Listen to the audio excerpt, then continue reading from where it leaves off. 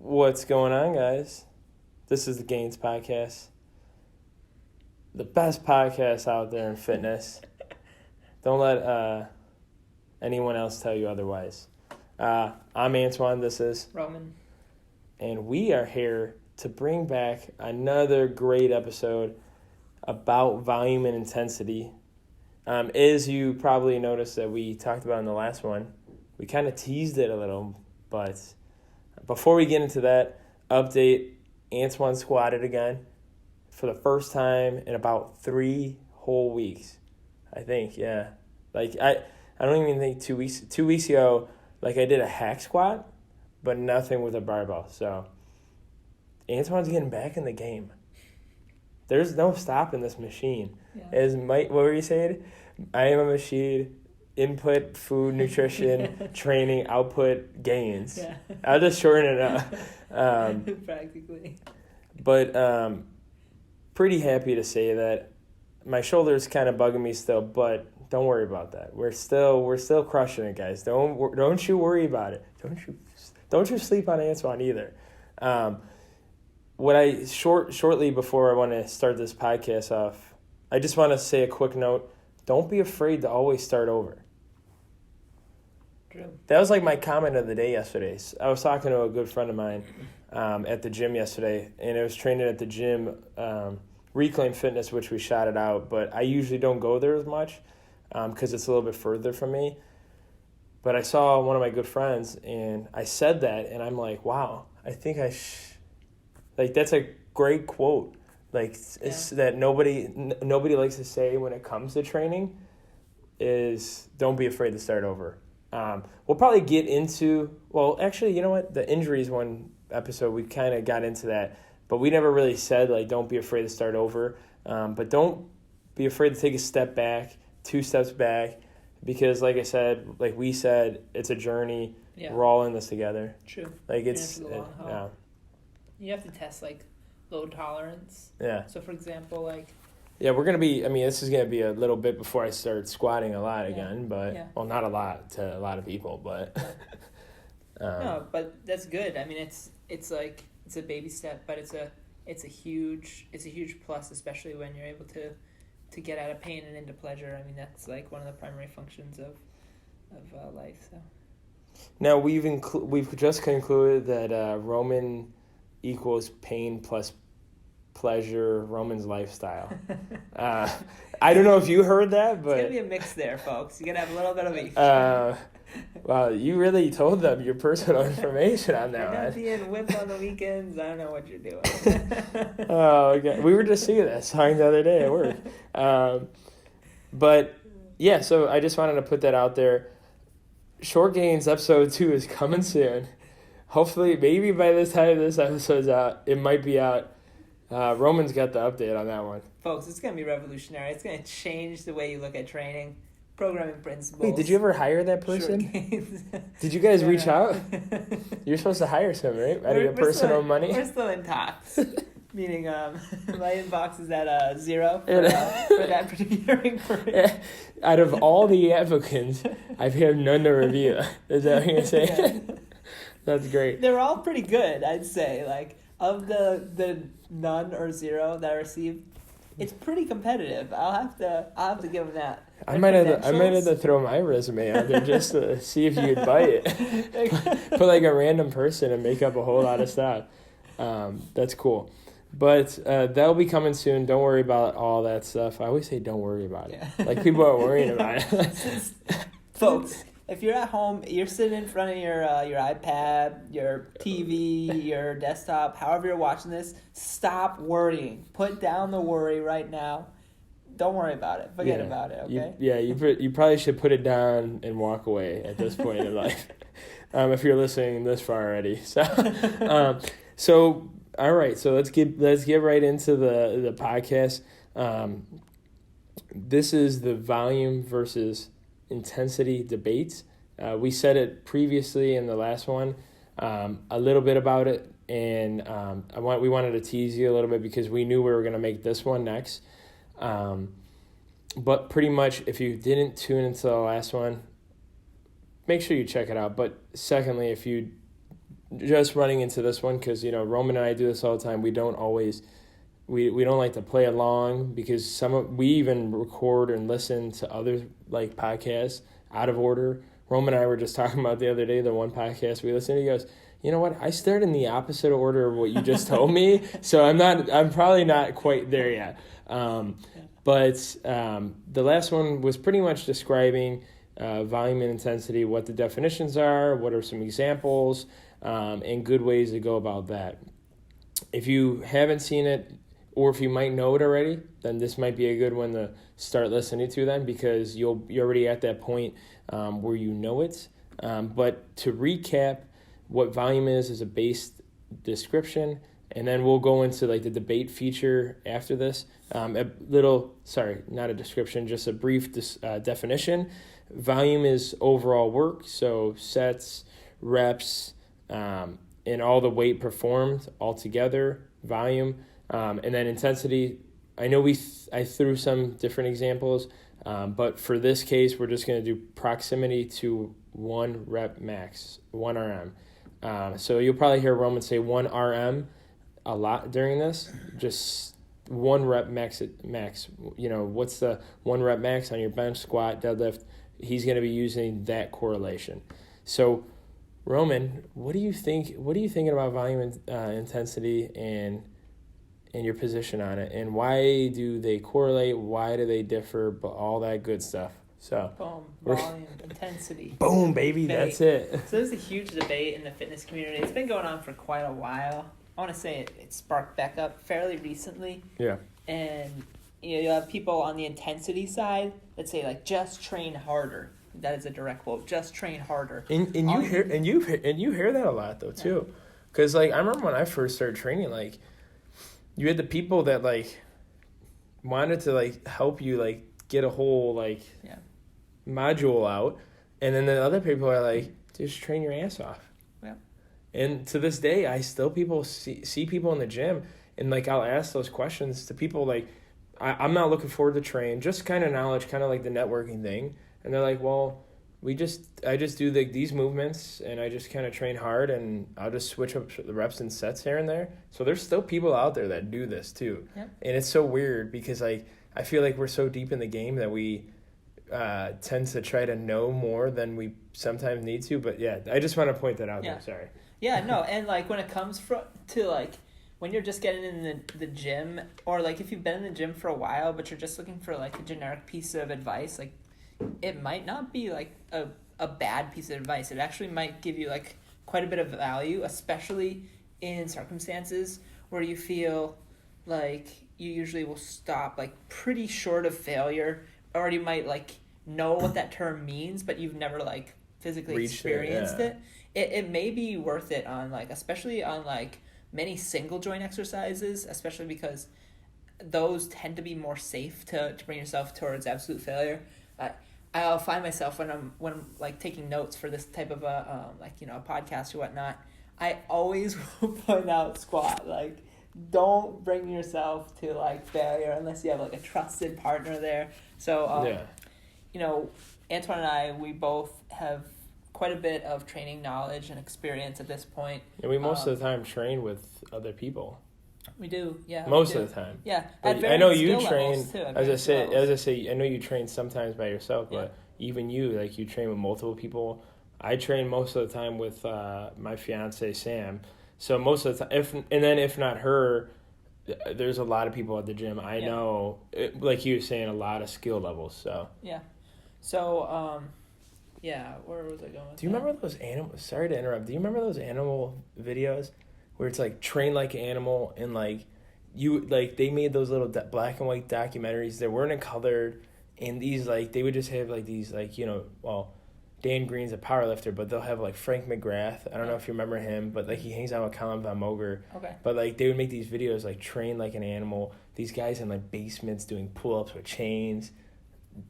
That just brings me back to this like intensity thing. Like these guys, man, I don't know if they're overtraining or they're on the juice. Yeah. As you would say, but their recovery was crazy, I bet.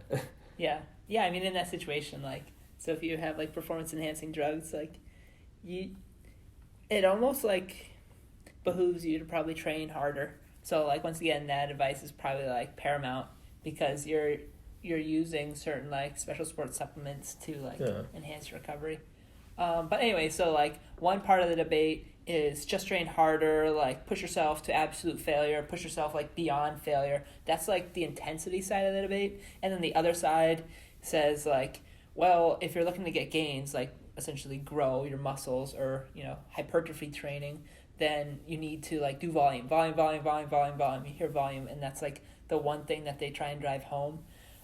There are definitely people that like fall like within the middle. That's probably like where I find myself, is you have to have a combination of both. You're probably not going to grow too much if you perform one set like all out to failure on squat. And for some people that might be like, oh my God, that was so taxing. Yeah.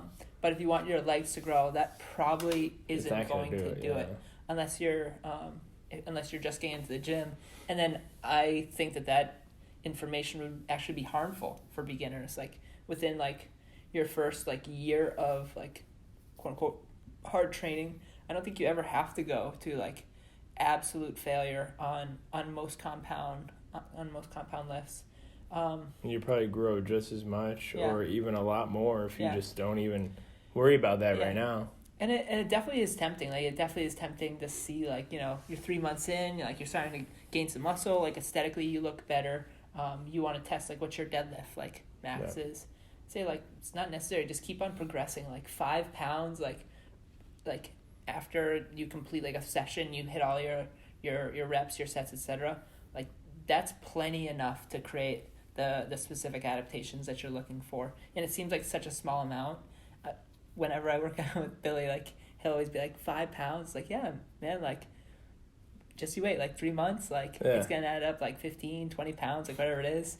And like at the end of a training block, you end up getting stronger. And like one of our good friends and training partners, he's always like, oh shit, like I got like decently strong. Yeah, when you look at the big picture, it's like way more totality than it just single weeks. So it makes sense. Yeah. So as opposed to like most of these things, like as opposed to like intensity versus volume, I always say intensity and volume. Like you have to bring both, and you do have to periodize, and you do have to program them both in. Admittedly, I'm not very good at that. I'll put like approximately like what I'm looking at, but I won't say like, I usually won't specify like RPE 7-8, like on certain moves like pull-ups I might put like 0 to 1 RIR, for example. And then I might notate it in... what is IR? Reps in reserve. Thanks. No, I was just making sure because sometimes the acronyms are going to throw people off. Yeah, I'm the acronym king. So for me, when I look at like intensity versus volume, I don't think you can have one or the other. You have to have both. And like a good example is let's do face pulls. Like next time you're in the gym, do face pulls and stop before you feel fatigue, and do 20 sets of that. If you do that for 10 weeks, like your back probably isn't gonna grow all that much at all. But if you bring it fairly close to failure, like, you know, it's a tough set, like you might be winded, or you might be like, oh shit, like my rhomboids or like my upper back is like, damn, I feel like a good pump. Yeah. You know, you bring it between like 2 to 3 reps of failure. And if you've never done that for a movement like a face pull, for example, you could bring it to absolute failure where you can't bring it like all the way to your face. And then you know at that point, okay, it took me like at 80 pounds, it took me 12 reps to get there. Now you know. So if you're going to start at 3, like RIR, an RPE of 7, rate of perceived exhaustion, a 7, meaning you have 3 left in the tank, then you can stop off at 9. And let's say you programmed 4 sets for the day, so you do 9, 9, 9, 9. And if it ends up being less than that, well, you can take a note, like, strength was a little off today. Yeah. And then, like, you know, then you can look at, like, oh, I hadn't ate for 6 hours beforehand. Okay, maybe you could have had, like, a meal beforehand. Noted, and then you can make that change. So that's a way that you can help your training. And then, you know, clearly you're utilizing that effect. So you're not saying... You know, I wasn't like going like full on out for like all 4 sets, and I've done that for 72 weeks straight. You're saying, okay, like I'm kind of taking the middle ground where I'm not like killing myself all the time, But there certainly is a time to do that. So like the times to do that are when you're planning a deload. So if you're planning a deload every like, let's say 4 weeks, so that last week, that's where you really like want to push up that intensity, because you're going to drop the volume down like pretty substantially, find out what works best for you, 10%, 25%, 50%, and then you're going to build back up from there. That helps alleviate the fatigue or bring the fatigue down and allow you to essentially like grow more, or that like super compensation effect that we've chatted about before. Yeah. So I have some examples for you folks if you'd like. We could go over what it looks like for a strength training goal and a hypertrophy training goal. Do you think that would be useful? Yeah, no, I totally agree. I just want to, before you go over the example, my position as well with like Roman is I do agree with volume and intensity when it comes to training being with instead of versus or against. So I just want to throw my side on it real quick. Yeah, so what Roman was saying with like single joint movements with being more intense, like cool, do that. Like most of the time, like if you're getting your volume in and your intensity, like some training modalities are going to be different. Like sometimes, like when you're squatting or doing powerlifting movements, the RPE scale, is like a great tool to use, because like Roman was saying, like if you don't have a meal or if you're not, you didn't queue up right, like sometimes those things are gonna get messed up. Whereas like the next week you can just repeat and just see what happens. And then like we said before, if the next week you still see the same result, then take a step back, and then maybe the weight's a little bit too high. When it comes to like something like where, like if you can't hit 7 reps of face pull at RPE 7, like say if it's like feeling like RPE 9 where you can only maybe do 1, like what's going on with that? Or same thing with the squat. And also too, like the way of intensity would work is like, most of the time, like, I don't know if you guys watched the movie Pumping Iron, but like there's a scene where Lou Ferrigno, the guy who played Hulk, the guy who was pretty much like the runner-up against Arnold during Arnold's, like, that was his second to the last Olympia. He did one after that, but he took some time off. Or maybe that was the last one, because he did say, I'm going to retire. I think that was his last one. But Lou Ferrigno was trying to beat him. And they had a video of, Lou training at his personal, like, gym in New York. Because he had, like, I think it was like 1,000 square foot gym to himself. It was like nothing fancy, but he was working out, he was doing the heavy overhead press, and like he was like grunting, and you see the guy in the background who's not even half his size or a quarter of his size, just doing like bicep curls, like really really easy, but it seems like he was doing like 5 pounds. And you'll see that at the gym these days. But see, the thing is, I always think it's important to like put in those efforts as well. And also, just so you know, like a lot of people, just because they're not showing that effort too, it could be an effort. Because like Jeff Nippard was getting hosted about one of the guys that he's a pretty popular YouTube star when it comes to fitness. Not a star, a YouTube fanatic. Yeah. So he's a really good like person that puts out intelligent information into the space. And he got judged on some of his training videos showing that he wasn't showing intensity. But see, the thing is, some people might say some of the things you might like look at and be like, wow, that looked kind of easy. Like, is he ever going to grow? And you could like look at previous pictures of the guy and you could tell he's like definitely grown into like a, bigger, faster, like stronger human being. Or what do you say? Breathing oxygen. Oh yeah, oxygen breathing. Oxygen breathing human beings.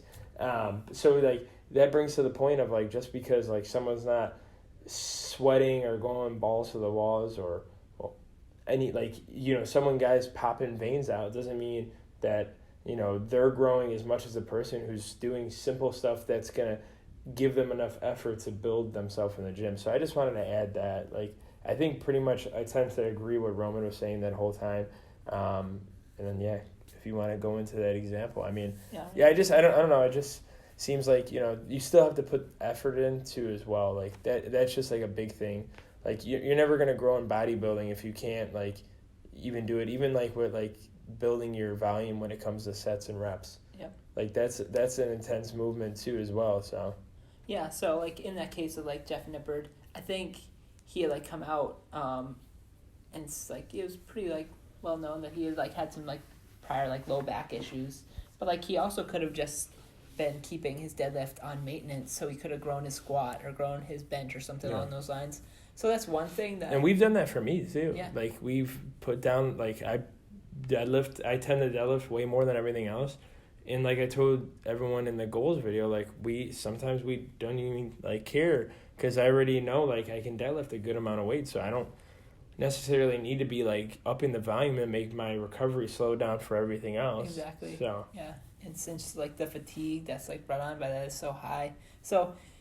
I guess what we're saying by bringing all this up is that with your training, like you don't have to make it super complex, but you can if that's something that's like of interest to you, and you can scale out your goals. You can say like this, I'm prioritizing these goals, or these are like primary goals, and these are secondary and tertiary goals, meaning that these are the goals I'm really going to get after. The secondary goals, those might be goals that, your goal might be like to lose 50 pounds, but then if you were to let's say like increase like weight on the bench press or something, that could be like a secondary goal, which if that happens like as a byproduct, you'd be really stoked. But if it doesn't, like that you understand like you just lost 50 pounds, like that's going to be really hard to maintain your strength for like that situation, for example. But so when it comes to like volume and intensity, what I wanted to do for you folks is just go over I just made up a couple of quick game plans so that you can so that you can visualize what it is that we look at when we're programming like for each other, or we might be programming for a friend or like potential client or something along those lines. Or a foe. You never know. Sometimes you just have to program for foes. 30 sets, all muscle groups, all to absolute failure. You buddy, we are going to need to see you there for 3 hours a day, 7 days a week. What's a rest day? If you don't leave bleeding, you're doing something wrong. Yeah, if you're not leaving there with blood, sweat, and tears, I don't know what to tell you, buddy. Sorry. I guess. You told me to program something for you. You're not crawling out of the gym. You're not doing it right. All right, so I have a hypertrophy one, and I have a strength goal. So I'll just run through these really quick for you folks so you can kind of see what it looks like when we're planning our goals out. So example number 1, we're going to go with a hypertrophy goal. So the goals for this individual are to increase the size of their legs, both quad and hamstring focused. And the secondary goal would be to fill out the shoulders, meaning the lateral side delt here and the rear delt, the delt on the back side here. All the other body parts are going to be put on maintenance, so approximately 8 to 10 working sets per week.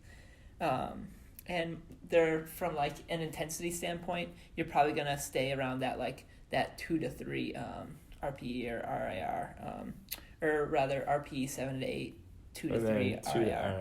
Yep. All right, so for the 12-week meso or cycle, you're going to start quads and hamstrings at 12 sets per week or 6 sets per session. That looks something like 3 sets of squats with an upright stance to make them more quad dominant, and sets of either between 5 to 20 and 3 sets of hack squats, 5 to 20 reps. For hamstrings, that's looking like 3 by 5 to 12 straight leg deadlifts.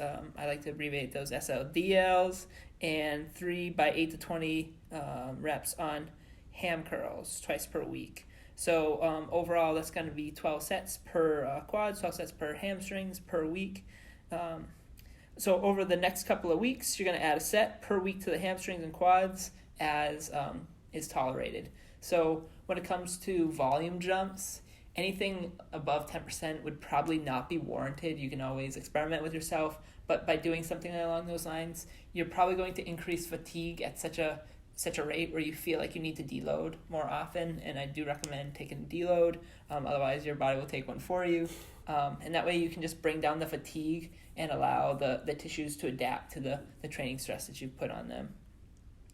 In hypertrophy, the goal is to get bigger. muscle size. So you do want to allow that adaptation to take place.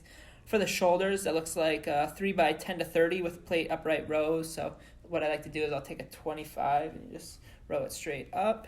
And 3 by 10 to 30 cable X pulls. So you just grab the cables, opposite hands, and you just kind of bring them up in the air like this.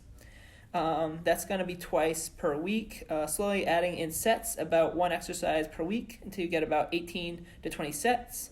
You're going to want to auto-regulate. So what that means is when you feel like, hey, like this training's going really well, I think I can add in an extra set and really crush this workout, crush this week, add it in. If you feel like, oh man, my shoulder is starting to hurt, then you're going to want to take a deload to bring down that training fatigue. Make sure that you haven't like messed anything up. Yeah. And deloads, I'm recommending here a drop of volume by 50% and jumping back to the next week at the same volume of the week prior. So meaning week 4, if you take a deload and you worked up to 14 sets per muscle group, then you're going to do 7, 8 sets, somewhere along those lines of the muscle groups that you're focusing on. Try and bring the fatigue down, and then in the week next, you're going to jump right back into 14 sets. With intensity, I'd start at about 2 to 3 RIR or RP 7 to 8, and then I work up to that last week before the planned deload. So you can do either a 3x1 paradigm, 2x1 paradigm. You can work all the way up to, I think I've seen people do 6 or 7 to 1. Yeah. It really depends on how you experience fatigue and how you like define that. So if you feel like you can keep pushing it and you want to keep pushing it by all means. But if you feel like you start to get joint pain or something along those lines, then you may have like pushed it too far and you need to like revisit like when you can add a deload in. Revisit the doctor. Yeah, possibly visit the doctor too. Yeah, so that's pretty much what I have for the hypertrophy plan. Let's see here. Then we got strength, right? Yeah. Okay, we covered that. So hopefully that makes sense. So pretty much like laid out a plan where you can increase that from that 12 sets up to 20 sets with the proper deloads in place. I think that about covered it. So quickly I'll go over strength here. I had a lot of notes on the strength one. Might have to save that for another time. Let's see here. I'll just go through it really quickly. So in this example, I wrote down increasing your bench press. So if you have 4 sets of 5 programmed twice per week and your current 1RM is 225 pounds on the bench, the setup for the strength block, 12-week strength block, would look about like I'm about to go over. So we're talking about the programming principles that Antoine and I outlined, I think, on podcast number 2 and 3. Mm-hmm. So what that looks like is week 1, about 185, 4x5, and you're going to perform that twice per week. Week 2 looks like 190, 4x5, twice per week. Week 3, 195, 4x5, twice per week. See, we're just adding 5 pounds. That's it. So modest volume jumps, but still the RIR or RPE is anywhere between like 1 to 3 reps in reserve. And also and these are for the strength side, you're feeling good, the reps look smooth, like he was saying about consistent hypertrophy. Form. Yeah, consistent form. Yeah. But because on the strength side, you're more worried about like form, and because a lot of things can break down. Yeah, exactly. So. Yep. Week 4, you're going to deload, so you're going to do 195, 2 sets of 5 twice in the week. Weeks 5 and 6, you jump back into it. You go up in weight, 200, but now you're dropping the rep count. You're becoming more specific to the goal of increasing your 1RM or 1 rep max on the bench. So weeks 5 and 6, 200 4x4. You keep going, keep adding weight until you get to week 8 where you deload. You've built up to 205, 2x4 twice in that week. Weeks 9 and 10, you jump in at 210, 4x3. Do that twice. Week 11, you should